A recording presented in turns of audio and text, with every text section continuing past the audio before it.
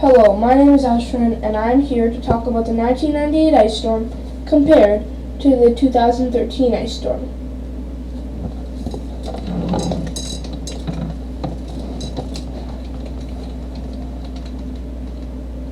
"1998 Ice Storm versus 2013 Ice Storm" by Ashwinner. It's me. Why I chose what I chose. At the beginning, I could not think of anything. After a while, I thought that the ice storms would be a great topic to do my project on. I chose it, but I do not remember how I came up with the idea.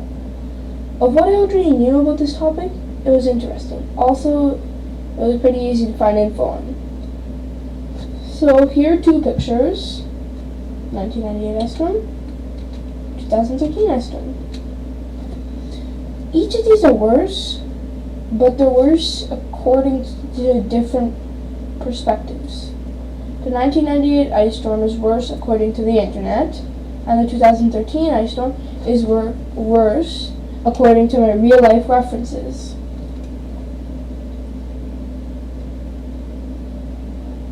Government in the 1998 ice storm. The Insurance Bureau of Canada lost $1.6 billion, which was about 1/3 to 1/5 of the total cost for this ice storm. It was the most expensive disaster in Canada due to the damage done mainly by the snow. By June 1998, about 600,000 insurance claims, totaling more than $1 billion, were filled, and 12,000 hydro poles had to be replaced in 1998, which was significantly larger than the 23 in 2013. The government called the military for help this time. And I'll be talking a bit more about the military later, but let's carry on. Government in the 2013 ice storm. Ontario was helping towns affected by the December 2013 ice storm by working with the federal government to fund their recovery costs through a one-time ice storm assistance programs. And the recovery costs for each affected town in Ontario will be $190 million. And in provincial government aid for cleanup costs related to the ice storm. Yes, it's related to the ice storm, not other things that they need for. The ice storm cost Toronto Hydro quite a bit, and Toronto called in hydro crews from Ottawa and USA to help with the massive power outages instead of the military. And this time only 23 hydro poles had to be replaced. People in the 1998 ice storm.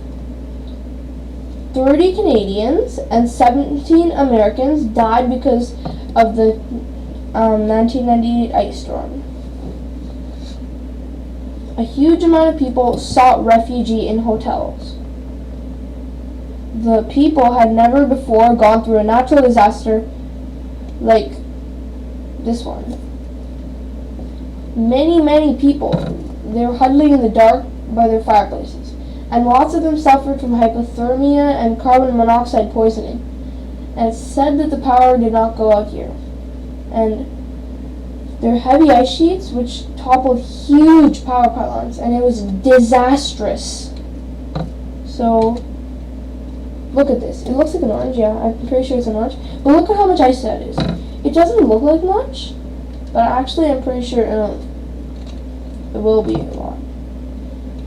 Anyways, people in the 2013 ice storm. About 1,200 New Brunswick homes and businesses had no electricity due to the thick ice storm and the following Monday's snowstorm.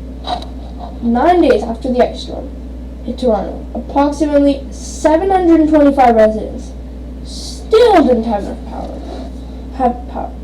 Many people were expected to have no electricity until Boxing Day, meaning that it would sadly be a dark Christmas for them. And both ice storms, 1998 and 2013, had an icy aftermath. And this aftermath was the following Monday's snowstorm.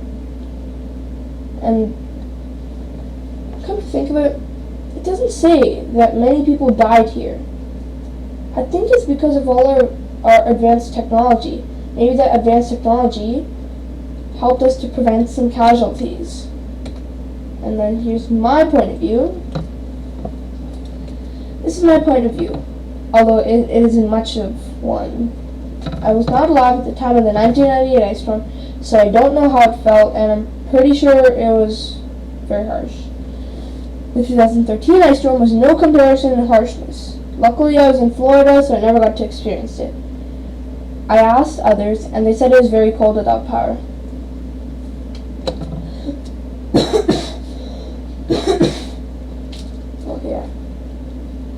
Excuse me. So, here's some fun facts. And I'm pretty sure you already know the first one, because I think I stated it, but if you didn't hear it, then here it is. The 1998 ice storm was the most expensive disaster in Canadian history, and also the one that affected the most people. And there are 2 inches of ice on a thin twig. Imagine how much on a tree. Well, that doesn't seem like much, but it does look like a lot. And ice storms, which are also known as glaze storms, are common in valleys. But I don't think Brampton is a valley, so that's why it's not that common. And also, ice storms have the weird effect of entombing everything in the landscape with the glaze of ice so heavy that it can split trees in half and turn roads and pavements into dangerous sheets of smooth, thick ice. And also, ice can increase the weight of branches by 30 times the amount. So here's kind of an example to get you thinking about how it would be. So let's just say that one branch is 1 kilogram. Then one branch with the same type of branch, but with all the ice, would be 30 kilograms. So that's a lot. And also, this is kind of obvious, but ice storms are known to cause accidents, take power lines down, and cause serious damage. And did you actually know that the average amount of severe ice storms in Illinois from November to April is 5? So if you were to kind of average it in a sense, then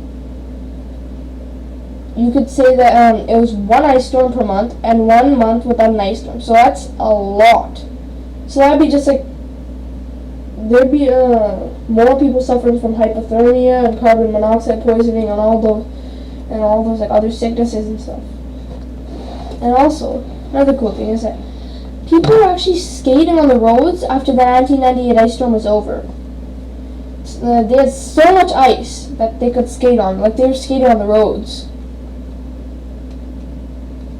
So, here are the references / links that I used. And it's a lot. And here's a person I drew.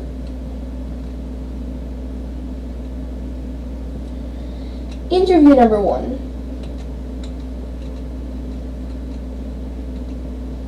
The 1998 ice storm came out of nowhere, whereas the 2013 ice storm didn't come out of nowhere. And in the 1998 ice storm, the winter wasn't that bad before it happened, but the winter was pretty bad before the 2013 ice storm happened. And in the 1998 ice storm, there wasn't as much of a repairing delay, but in the 2013 ice storm, the repairing was very time consuming because of severity and the power outages. And the 1998 ice storm didn't do much damage. And the 2013 ice storm created havoc. And the 1998 ice storm was more of a snowstorm. So I think maybe it's best if I call it the 1998 snowstorm. So the worst storm in Toronto since about 40 to 50 years was the 2013 ice storm. And the 1998 snowstorm paralyzed the city for 2 days. In the 2013 ice storm, there was no water or electricity for 5 days. And in the 1998 snowstorm, everything was under control except for the snow. That is why it's called the snowstorm. And in the 2013 ice storm is where the army should actually come. And also people were more upset in 1998. Also, these weren't my opinion or the internet's. As I said, it's like more like a comparison of someone, like in someone else's opinion. So, interview number 2. In 1998, it was more snowy than icy, and in 2013, it was more icy than snowy. In 1998, the power was out for a few hours. In 2013, Toronto was without power for a week, and most of the surroundings are covered in snow in the 1998 snowstorm. Yes, it was covered in snow, not ice. And also, trees were glazed with ice in the 2013 ice storm. And in 1998, the military came in because there was no more room to put snow. And in 2013, lots of hydro crews came in to help. And in the 1998 snowstorm, the city ran out of snow removal money. So that proves it's not called the 1998 ice storm. Otherwise, it would be ice removal money, or the snow removal money wouldn't have been lost. It wouldn't have been used up. In 2013, lots of branches fell, and it was very cold on most days. Again, this is neither my opinion nor the internet's opinion. And here is a bit more about how the military were involved. The military mainly came in because the snow plows kept on having to push the snow to the side to clear it off the road. And they ran out of space.